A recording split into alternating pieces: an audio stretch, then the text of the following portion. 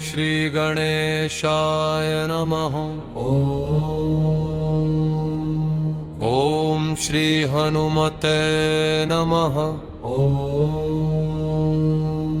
हे पंचमुखी हनुमते नमः। पंचवक्त्रं महाभीमं त्रिनेत्रं च महाबलं सिंहिकागर्भसम्भूतं हनुमन्तं नमाम्यहम्।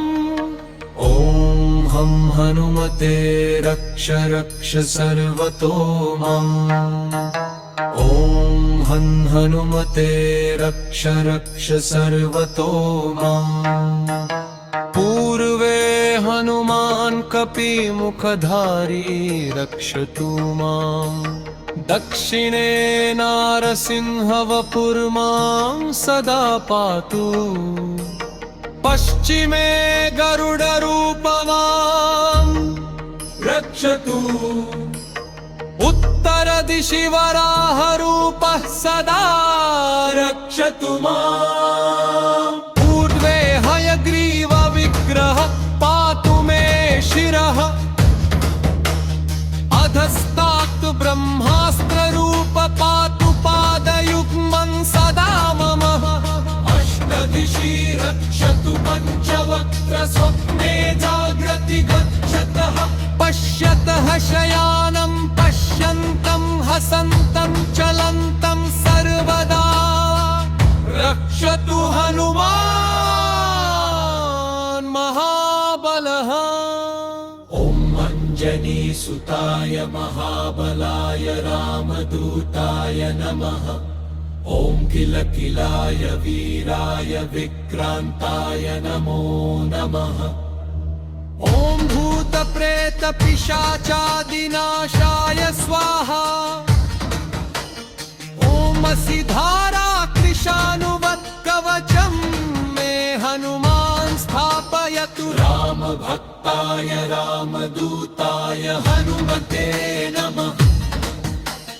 सर्वशत्रुनिवारणाय कवचं पठेते।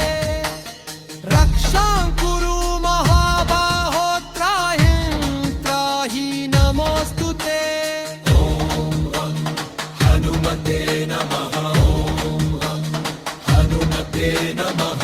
ॐ हनुमते नमः। ॐ हनुमते रक्ष रक्ष सर्वतो माम्।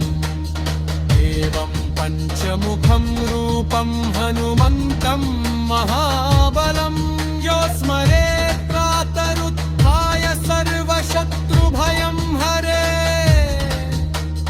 नाशयेत् स्वप्नमशुभं दुष्टग्रहसमुद्भवम्। अभिचाराणि सर्वाणि मन्त्रतन्त्राणि भूतले। स्वापराधं न मुञ्चेत्तु पञ्चवक्त्रं हनुमतम्। यं यं चिन्तयते कामं तं तं प्राप्नोत्य संशयम्। श्रीराम जय राम जय जय राम। श्रीराम जय राम जय जय राम।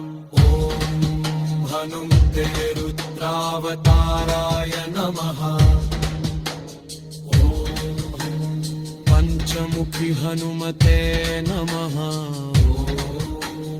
ॐ रक्ष रक्ष हनुमते नमः। ॐ हनुमते रुद्रावताराय नमः।